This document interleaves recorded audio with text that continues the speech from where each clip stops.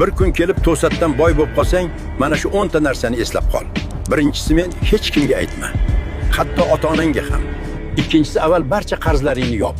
Do'stlar, banklar, onlayn qarzlar hammasini. Uchinchisi, pul hisobingga tushgan zahoti shoshilma. Uni biroz ushlab tur, tinch o'ylab ol. To'rtinchisi, darrov uy olma yoki qimmat joyga ko'chma. Beshinchisi, ishni tashlashga shoshilma.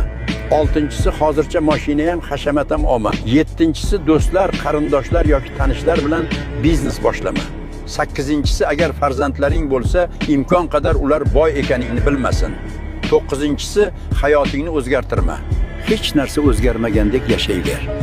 10-si, ma'lumotlaringni ehtiyot qil. Har kimga holatingni aytib yuraverma. Shu videoni saqlab qo'y. Haqiqiy pul topishni boshlagan kuningda yana ko'rasan. Hoziroq obuna bo'l, aks holda meni qaytib topa olmaysan.